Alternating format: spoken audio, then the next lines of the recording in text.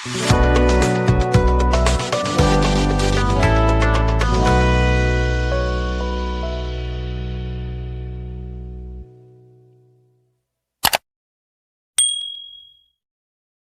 Hello दोस्तों, बहुत बहुत स्वागत आप सभी का मेरे इस यूट्यूब चैनल क्रिक सुबंधु में। तो इस वक्त अगर आप देखोगे दो अलग अलग इंडियन टीम जो कि वो डिफरेंट प्लेसेस में है एंड डिफरेंट सीरीज का एक तरह से पार्ट है। एक तरफ देखोगे तो बीजीटी की तैयारी हो रही है, जो मेन टीम है वो एक तरीके से ऑस्ट्रेलिया में पर्थ में एक तरह से पसीना बहा रहे हैं, क्योंकि एक बहुत इंपॉर्टेंट सीरीज एक तरह से लाइंड अप है जो कि 22 नवंबर से स्टार्ट हो रहा है। तो वहीं पे देखोगे जो एक तरह से T20 टीम है, थोड़े से उसमें मेन प्लेयर नहीं है, तो बेसिकली आप सेकेंड स्ट्रिंग टीम भी बोल सकते हो।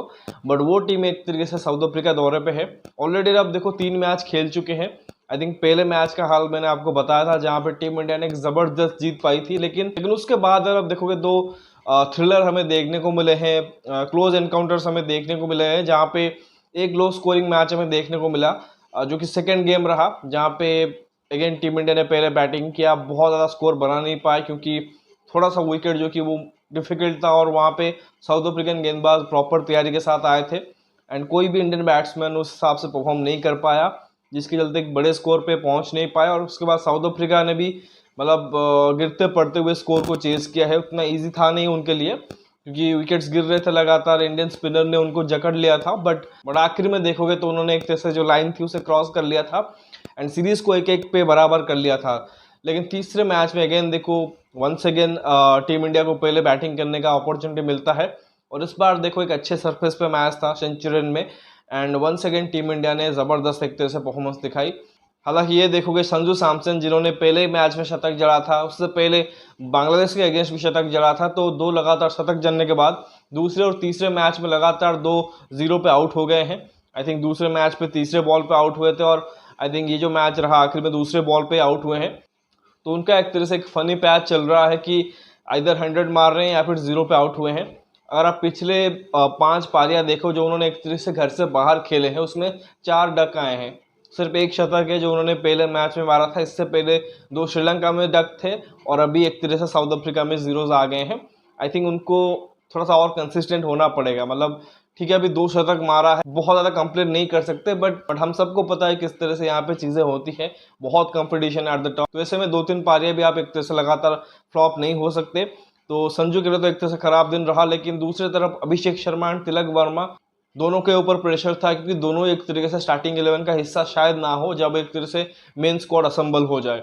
तो ऐसे में उनके लिए ज़रूरी था एक तरीके से कि अपना केस स्ट्रॉन्ग रखे, स्पेशली फॉर अभिषेक शर्मा, क्योंकि तिलक वर्मा एक इंजरी के बाद कम कर रहे थे। इमर्जिंग एशिया कप में भी जो हुआ था उसमें उन्होंने ठीक ठाक ही किया था, बतौर कप्तान भी वहाँ पे गए थे।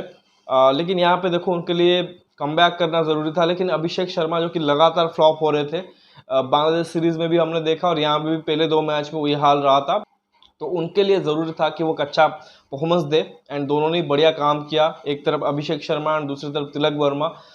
तिलक वर्मा को ऊपर एक तरह से भेजा गया था। सूर्य कुमार यादव नॉर्मली नंबर 3 पे खेलते हैं, बट यहाँ पे तिलक को ऊपर भेजा गया था, एंड बाद में आई थिंक सूर्य ने बताया भी शायद कि तिलक ने एक तरह से नंबर 3 पे जाने की बात की थी उनसे। एंड ऑब्वियसली एज कैप्टन आप हर एक प्लेयर की रिस्पेक्ट करते हो, उनकी जो एक तरीके से डिसीजन है उसको एक तरह से आप बैक करना चाहते हो। ऑब्वियसली सूर्य कुमार यादव के पास वो एबिलिटी है कि वो नीचे आकर भी संभाल सकते हैं, तो उस वजह से उन्होंने उनको ऊपर भेजा। एंड तिलक वर्मा ने एक शानदार शतक जड़ दिया, अपने इंटरनेशनल करियर का पहला शतक जड़ा है, और वहीं पे देखो उनका साथ दिया था अभिषेक ने, तो उन्होंने भी अब देखो बहुत एक अच्छा पारी खेला एंड अर्धशतक जड़ा। थोड़ा सा आप बोल सकते हो जो एक तरह से लगातार एक लीन पैच चल रहा था उसमें थोड़ा सा उन्होंने एक तरह से बेहतर किया।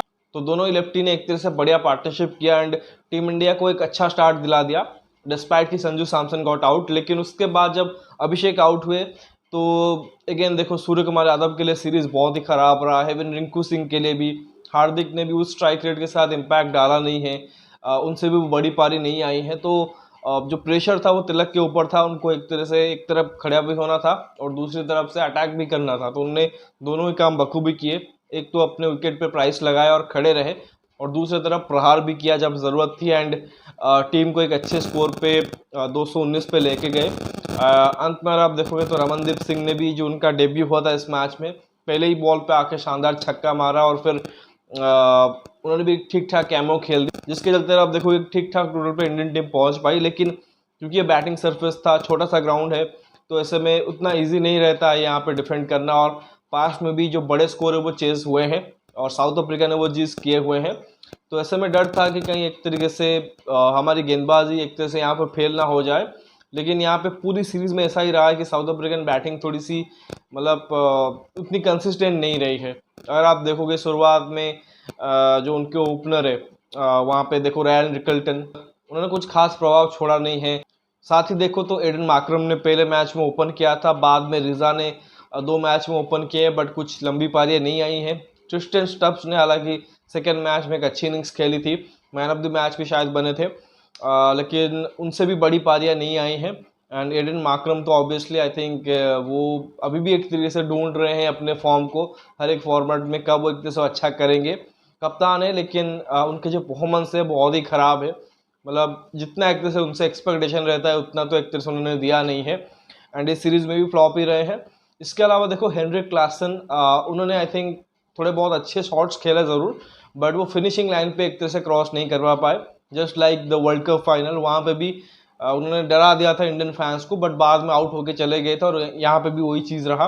डेविड मिलर के लिए सीरीज़ बहुत ही ख़राब हुई है, एंड डेविड मिलर के साथ हो ये रहा है कि जब भी वो एक तरह से इंडिया के अगेंस्ट कोशिश करते हैं बड़े शॉट खेलने की, मैच जिताने की, तो हार्दिक पांड्या उनके सामने आते हैं और एक ख़राब बॉल पे अच्छा शॉट खेलते हैं, लेकिन वो फील्डर पकड़ लेता है catch. I think final match में अब देखो फुल टॉस पे सामने सूर्य कुमार यादव ने कमाल का कैच पकड़ा था, और इस मैच में अब देखो थर्ड जो मैच है उसमें अक्षर पटेल ने एक ज़बरदस्त कैच पकड़ लिया, लगभग वो छक्का ही जा रहा था। तो मतलब उनके साथ भी एक तरह से ये लक जो कि ख़राब चल रहा है, बट डेविड मिलर को भी आई थिंक और बेहतर करना पड़ेगा, and overall south African team को, क्योंकि अभी आप होम सीरीज़ खेल रहे हो, यहाँ पे टीम इंडिया अपनी फुल स्ट्रेंथ टीम के साथ भी नहीं है, एंड आप 2 ऐसे मैचेस रहे हैं जहाँ पे 200 से ज़्यादा रन कंसीड कर गए हो और वो मैच आप दोनों एक तरह से जीत भी नहीं पाए हो। यहाँ तो खैर अगर आप देखो नीचे आके मार्को एंसन ने थोड़े बहुत हिटें लगा दी, ये बोल सकते हैं कि उनकी जो IPL ऑक्शन में बोली लगने वाली है उस पर्स को थोड़ा आई थिंक बढ़ा दिया है, मे भी शायद 5-6 करोड़ में जाते, अभी शायद 10 करोड़ तक चले जाए। तो टीमें उनके लिए थोड़ा सा फाइट भी करेंगे क्योंकि गेंदबाजी ठीक ठाक कर रहे हैं, एंड बैटिंग में भी एक तरह से अपनी जो एबिलिटी वो दिखा दी है, तो अच्छे प्लेयर है। लेकिन मैच जैसा ही कहा कि फिनिश नहीं कर पाए, बहुत देर हो गया था जब तक उनके तरफ से वो हिटिंग आई। तो south African team I think उनको बेहतर करना पड़ेगा।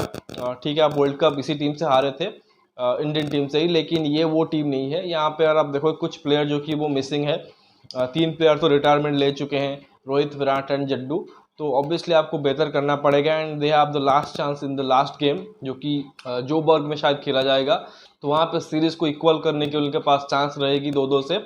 अदरवाइज अगर वहाँ पे हारते हैं तो फिर 3-1 से टीम इंडिया जीत जाएगी। तो एक बहुत अच्छा अभी तक टीम इंडिया के लिए सीरीज़ रहा है। हालांकि बल्लेबाजों के वाइज देखो तो हार्दिक के लिए फ्लॉप्स हो रहा है, सूर्य के लिए फ्लॉप्स हो रहा है, इवन रिंकू के लिए भी, and these are the key players of this T20 lineup. तो इन सब को कोशिश करनी चाहिए कि आखिरी मैच वो फॉर्म में लौटें, एंड क्योंकि इसके बाद अगर आप देखो शायद इंग्लैंड के खिलाफ घर पे खेलेंगे T20 series, I think 5 match की वो सीरीज़ होगी। पता नहीं 5 मैच की सीरीज़ क्यों रखी गई है बिफोर चैंपियंस ट्रॉफी। खैर अभी तो चैंपियंस ट्रॉफी का ही पता नहीं है कि कब होगा, कहाँ पे होगा, क्या इंडियन टीम पाकिस्तान ट्रैवल करेगी कि नहीं, वो तो इम्पॉसिबल ही है। खैर वो एक अलग टॉपिक है, उसके बारे में डिटेल से बात करेंगे जब एक तरह से फुल अपडेट आ जाएगी, ऑफिशियल अपडेट आ जाएगी। लेकिन जैसा ही कहा कि इंडियन टीम में आप देखो यंग टीम है, यहाँ पे देखो जैसे कि गेंदबाजी में हमारा आप देखो वरुण चक्रवर्ती एंड रवि बिश्नोई, 2 एक तरीके से रिलेटिवली कम एक्सपीरियंस वाले गेंदबाज है, वो दोनों कमाल कर रहे हैं। स्पेशली वरुण चक्रवर्ती जब कमबैक हुआ था तो काफ़ी लोगों का मानना यह था कि गौतम गंभीर KKR में थे उस वजह से उनको लेके आए हैं, बट द ट्रूथ इज़ कि चक्रवर्ती ने बहुत अच्छा परफॉर्म किया था, डोमेस्टिक में हो IPL में हो, तो उसका उनको फ़ायदा मिला था। एंड यहाँ पे भी देखो साउथ अफ्रीकन बैटर्स को वो नचा रहे हैं, स्पेशली क्लासन एंड मिलर को उन्होंने पहले 2 मैचेस में आउट किए हुए हैं। हाईएस्ट विकेट टेकर है अभी इस सीरीज़ के। Ravi Bishnoi is also doing well. तो मेरे हिसाब से तो ओवरऑल टीम इंडिया की तरफ से बहुत अच्छी परफॉर्मेंस आ रही है, बैरिंग सम इंडिविजुअल परफॉर्मेंस जो कि और बेहतर हो सकती है।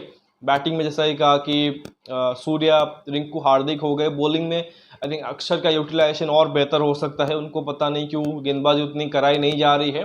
लास्ट मैच में भी आई थिंक वही हाल रहा, एक वक्त पे स्पिनरों ने कमाल कर दिया था, बट अक्षर पटेल को सिर्फ एक ही ओवर वहाँ पे मिलता है। मे बी उनको अगर आप गेंदबाजी कराते तो शायद वहाँ पे वो विकेट ले सकते थे। बट खैर हाइंड साइड में सब कुछ एक तरह से सही लगता है। बट अभी यही है कि किस तरह से और बेहतर करेंगे। एंड ऑब्वियसली क्योंकि अब सीरीज़ हार नहीं सकते क्योंकि 2-1 से ऑलरेडी आगे हैं, so there is a great chance for us कि यहाँ पे हम एक तरह से सीरीज जीत के जाएँ। बट साथ ही ये भी एक तरह से रहेगा कि कुछ जो नए खिलाड़ी हैं उनको चांस दे दे। जैसे कि अभी यश दयाल को अपॉर्चुनिटी मिली नहीं है इंडियन टीम को रिप्रेजेंट करने के लिए, मतलब स्क्वाड में आए हैं, टेस्ट स्क्वाड का हिस्सा रहे हैं, अभी T20 स्क्वाड का भी हिस्सा है बट खेले नहीं है। तो मे बी क्या उनको एक तरह से एक मैच मिल सकता है अर्शदीप सिंह के जगह पे, जिन्होंने कमाल कर दिया है। आई थिंक इतने कम टाइम में आप देखोगे सेकेंड हाईएस्ट विकेट टेकर बन गए हैं after Yuzvendra Chahal team India के लिए। आई थिंक पेसर में तो उन्होंने भुवनेश्वर कुमार, जसप्रीत बुमराह को भी क्रॉस कर दिया है। लास्ट 2-3 साल में आप देखोगे उन्होंने क्रिकेट खेला है टीम इंडिया के लिए एंड कंसिस्टेंटली, और अब देखो T20 फॉर्मेट में खेल रहे हैं। अभी करेंटली शायद 92 विकेट्स हैं उनके पास इंटरनेशनल में, तो मतलब बहुत अच्छा एक तरह से उनका जर्नी चल रहा है। एंड ये भी दिखाता है कि कितना T20 क्रिकेट हो रहा है करंट एज में, क्योंकि ये जो बाकी जो गेंदबाज तो सालों से क्रिकेट खेल रहे हैं बट फिर भी अब देखो यहाँ तक पहुँच नहीं पाए हैं, लेकिन इन्होंने अब देखो 2-3 साल में ही इतने मैचेस खेल लिए हैं और इतने विकेट्स ले लिए हैं। तो खैर कॉन्ग्रेचुलेशन टू अर्शदीप जिस तरह से वो परफॉर्म कर रहे हैं। लेकिन उनके जगह पे मुझे लगता है कि यश दयाल को एक आधा मैच देना चाहिए। साथ ही विजय कुमार वैशाख में भी उनको दें या ना दें वो एक अलग कॉल है, क्योंकि पहला ही सीरीज़ है उनका, पिक हुए हैं। बहुत ज़रूरी नहीं है कि आप उनको एक तरह से डेफिनेटली गेम दो, बट आई थिंक यश दयाल के लिए ज़रूर होगा, क्योंकि जैसा ही कहा था कि टेस्ट श्रृंखला में एक तरह से वो सिलेक्ट हुए थे आई थिंक बांग्लादेश के खिलाफ, यहाँ पे भी आप देखोगे सिलेक्ट हुए हैं, तो मुझे लगता है कि वहाँ पे एक चांस उनको दे सकते हो। वैसे भी आप देखोगे यहाँ पे ज़्यादा एक तरह से खतरनाक साउथ अफ्रीकन बैटर्स के लिए हमारे स्पिनर हो रहे हैं, तो मुझे लगता है कि वो चांस ज़रूर ले सकते हैं। बाकी अभी देखना पड़ेगा कि आखिर मैच में किस तरह से दोनों टीमें बदलाव करते हैं और क्या साउथ अफ्रीकन टीम जो कि फाइट बैक करके क्या सीरीज़ को लेवल कर सकती है कि नहीं, या फिर टीम इंडिया जो कि एक ज़बरदस्त सीरीज़ विक्ट्री के साथ लौटती है, तो उसका इंतज़ार रहेगा। फिलहाल इस वीडियो बस इतना ही। आशा करता हूँ कि वीडियो ज़रूर आपको पसंद आएगा। वीडियो को लाइक ज़रूर करिए और साथ ही चैनल को सब्सक्राइब जरूर करिए और दोस्तों को शेयर भी कर दीजिए। कमेंट सेक्शन में अपना राय ज़रूर रखिए, आपको क्या लगता है कि क्या टीम इंडिया जो कि सीरीज़ जीतेगी या फिर सीरीज़ जो कि ड्रॉ होगा, ज़रूर फीडबैक में बताइए। बाकी मिलते हैं अगले वीडियो में, तब तक आप नोटिफिकेशन की घंटी दबा लीजिए ताकि हर एक वीडियो की अपडेट आपको टाइम पे मिलती रहे। धन्यवाद, जय हिंद।